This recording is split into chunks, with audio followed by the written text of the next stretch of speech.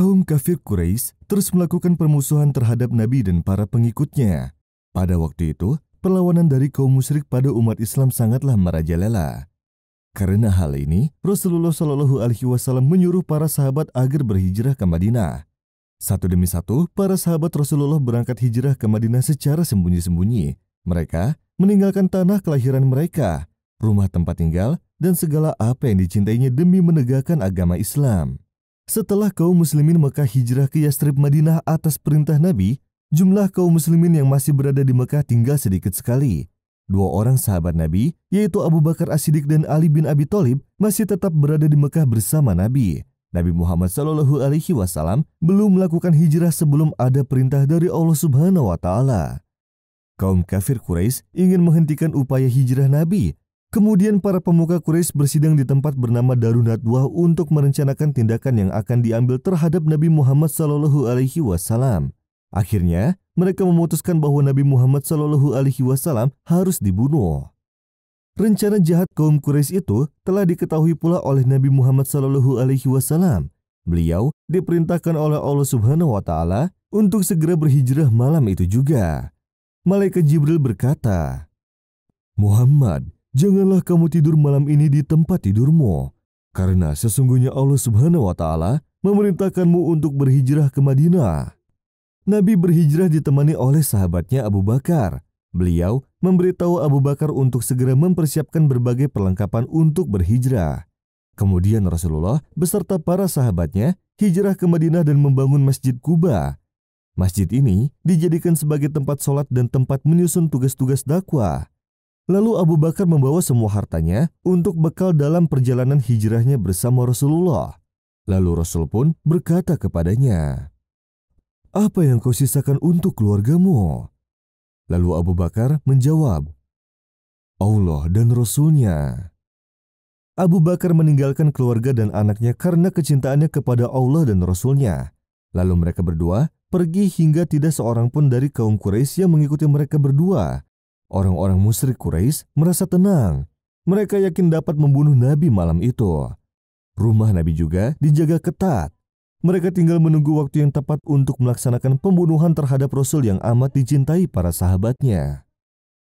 Tanpa mereka ketahui, yang sebenarnya tidur adalah Ali bin Abi Thalib. Ali mempertaruhkan jiwanya agar Nabi bisa keluar dari rumah dengan selamat.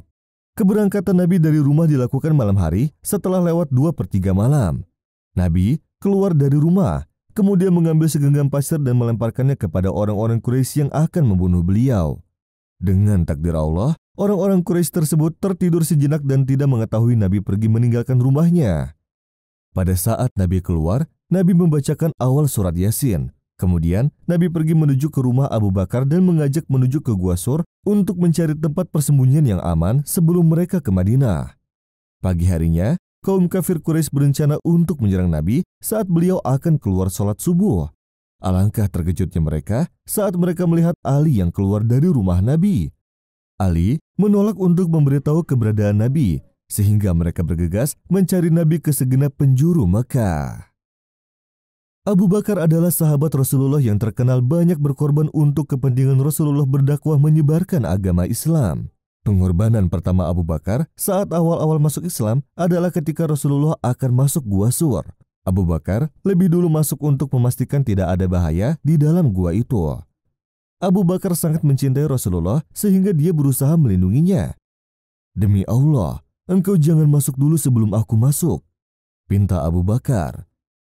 Abu Bakar tidak ingin Rasulullah terkena sengatan hewan berbisa yang ada di dalam gua. Maka dia membersihkan gua terlebih dahulu. Di sisi gua ada beberapa lubang sarang binatang. Abu Bakar menyobek kainnya dan digunakan untuk menyumbat lubang-lubang itu. Ada 2 lubang yang belum tersumbat, tetapi kain Abu Bakar telah habis. Maka Abu Bakar menyumbat lubang itu menggunakan kedua kakinya. Setelah merasa aman, Abu Bakar mempersilahkan Rasulullah untuk masuk ke dalam gua. Rasulullah tidur di pangkuan Abu Bakar. Sementara itu, hewan berbisa yang berada di dalam lubang menggigit kaki Abu Bakar. Sakitnya luar biasa. Namun Abu Bakar tetap diam tak bergerak sama sekali. Abu Bakar menahan rasa sakit ini sampai air matanya menetes dan menimpa wajah Rasulullah. Rasulullah terbangun dan berkata, "Ada apa denganmu, wahai Abu Bakar?" Abu Bakar pun mengatakan kakinya disengat hewan berbisa. Rasulullah mengusap sengatan dengan ludahnya. Alhamdulillah atas izin Allah, rasa sakit yang dialami Abu Bakar hilang seketika. Nabi Muhammad SAW dan Abu Bakar bersembunyi di Gua Sur selama 3 hari. Ketika situasi sudah aman, mereka akhirnya keluar dan melanjutkan perjalanan menuju Madinah. Setelah Rasulullah SAW wafat, orang Muslim berpendapat siapakah yang lebih afdol untuk menjadi khalifah.